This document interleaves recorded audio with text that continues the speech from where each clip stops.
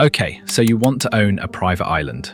Right now, across the globe, there are roughly 1,000 private islands actively on the market at any given time. They sit in the Caribbean, the Mediterranean, off the coast of Maine, and of course, that one.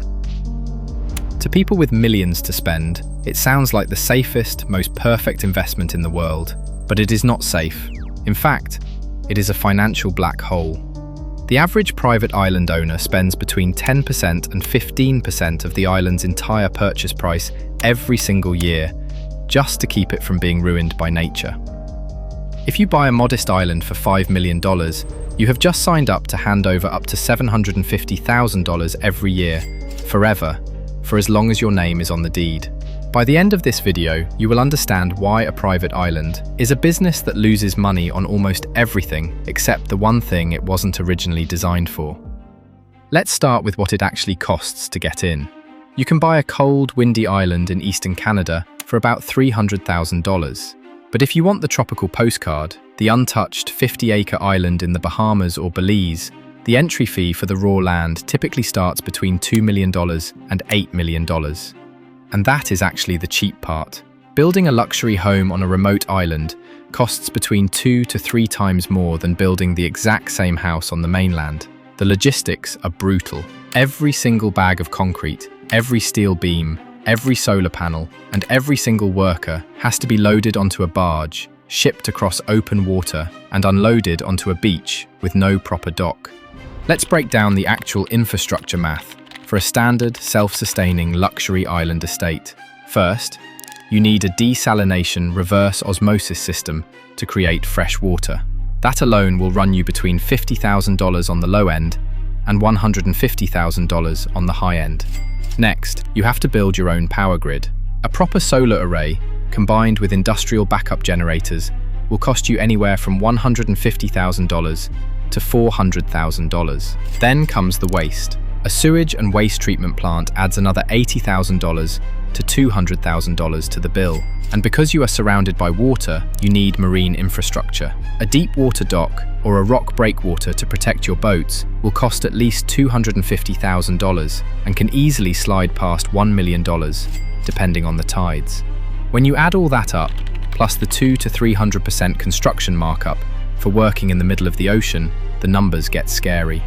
The full cost to open a functioning, livable private island ranges from $7 million to well over $25 million, and you haven't even spent your first night there yet. Now, let's talk about everyday operations. A private island is not just a home, it is a tiny town. On the mainland, when a pipe bursts, you call a plumber. They show up in an hour and it costs you $200.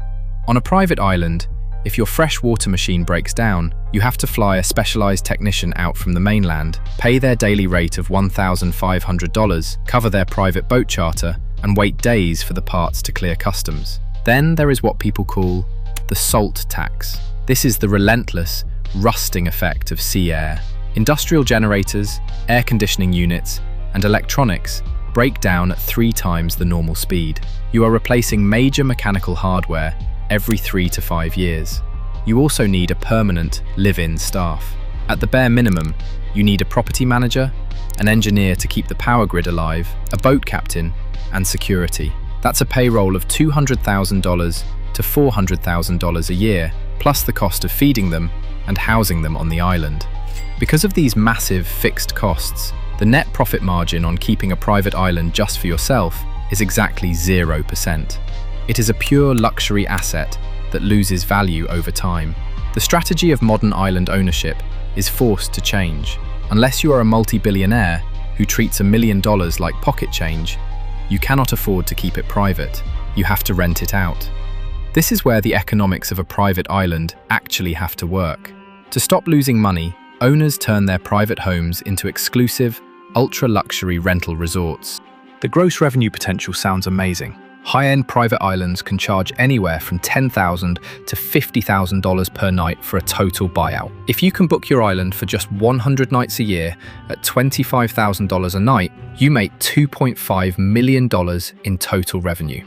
But look closer at the operational math. To charge those kinds of prices, you aren't just renting a house.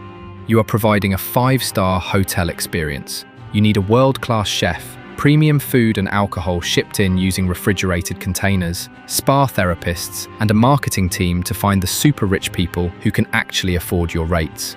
High-end hospitality profit margins are usually only around 20 to 30%. The average single private island owner, after paying for marketing, luxury staff, massive liability insurance, and the constant upkeep of the buildings, takes home only a fraction of that money. At a strong Caribbean location, with great weather and easy flights from the mainland, an owner might make a 4 to 6% return on their initial $15 million investment. At a bad, remote location with rough seas, the island can easily lose $300,000 a year. But there is a bigger problem with the private island business, and it is the ultimate existential one. What is happening to the environment around it? Every island in the world sits in an environment that is rapidly changing. The useful life of a low-lying island's beach can be ruined by a single Category 5 hurricane. The cost of beach repair, bringing in machines to pump sand back onto the beach after a storm, ranges from $200,000 to over $1 million each time. Then, there are the legal traps. Environmental laws regarding islands are incredibly strict. If your island has a coral reef around it, you are legally responsible for protecting it. If a supply boat takes a wrong turn and damages 100 yards of protected reef, local governments can fine you over $5 million. You inherit these massive legal risks the moment you buy the property. On top of that, selling a private island is famously difficult. On average, a private island stays on the market for 1 to 3 years before finding a buyer. It is one of the hardest things on earth to turn back into cash. When the economy slows down, island prices don't just drop, the buyers completely disappear. The private island is one of the oldest symbols of absolute wealth in human history. It will not disappear. The world's elite will always want their own piece of the map, but the asset you are buying today is entirely different from the simple real estate investments of the past. The product that promises ultimate freedom depends entirely on an incredibly fragile, high-cost supply chain. The beach keeps the guests coming, and the changing climate keeps the insurance companies terrified.